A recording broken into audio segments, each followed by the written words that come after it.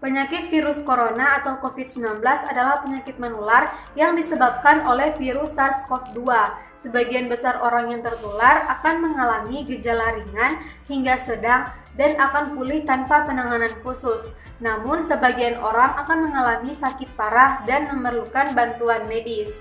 Virus ini dapat menyebar dari mulut atau hidung orang yang terinfeksi melalui partikel cairan kecil ketika orang tersebut batuk, bersin, berbicara, bernyanyi, ataupun bernafas. Partikel ini dapat berupa droplet yang lebih besar dari saluran pernapasan hingga aerosol yang lebih kecil. Teman-teman semua bisa saja dapat tertular saat menghirup udara yang mengandung virus jika berada di dekat orang yang sudah terinfeksi COVID-19. Teman-teman juga dapat tertular jika menyentuh mata, hidung, ataupun mulut setelah menyentuh permukaan benda yang terkontaminasi.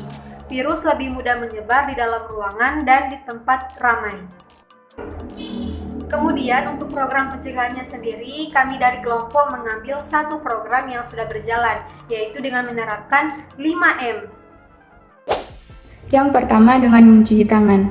Langkah-langkah mencuci tangan yang baik dan benar. Yang pertama, gosok kedua telapak tangan. Kemudian yang kedua, gosok punggung tangan kiri dan juga tangan kanan. Kemudian yang ketiga, gosok sela-sela jari tangan. Kemudian yang keempat, kunci jari dan gosokkan ke telapak tangan secara bergantian.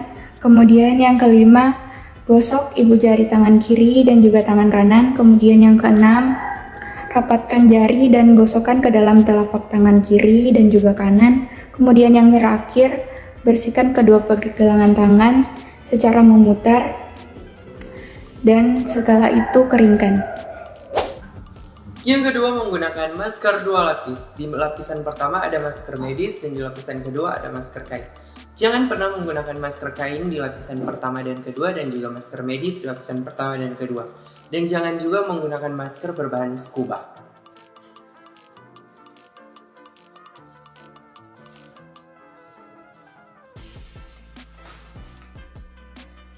Yang ketiga, menjaga jarak. Kita harus menjaga jarak dengan orang-orang yang ada di sekitar kita minimal 1-2 meter. Mungkin teman-teman bertanya, mengapa kita harus menjaga jarak?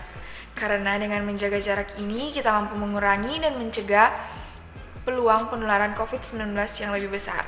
Dengan menjaga jarak, kemungkinan kamu bersentuhan dengan permukaan yang terkontaminasi dan orang-orang yang terinfeksi dari luar rumah pun turut berkurang. Nah, menjaga jarak juga sangat penting bagi orang-orang yang berisiko lebih tinggi terkena penyakit parah akibat dari COVID-19. Kemudian mengurangi mobilitas. Mengurangi mobilitas merupakan upaya untuk mengurangi perpindahan penduduk dari suatu tempat ke tempat lainnya. Anjuran untuk beraktivitas di rumah saja adalah upaya untuk mengurangi mobilitas. Virus bisa tersebar di mana saja. Oleh karena itu, jika kita selalu berada di luar, maka akan semakin tinggi pula kita akan terpapar oleh virus yang jahat itu. Oleh karena itu, jika tidak ada keperluan yang mendesak, tetaplah berada di rumah. Yang kelima, menjauhi kerumunan. Perlu teman-teman ketahui, dari data jutaan orang di Indonesia yang pernah diswab, setiap 6-7 orang berkerumun, ada 1 orang yang positif COVID-19. Pertama, di kerumunan teman-teman akan sulit menjaga jarak, karena dengan berada di kerumunan, kita tidak bisa menerapkan 2 dari 5 protokol kesehatan.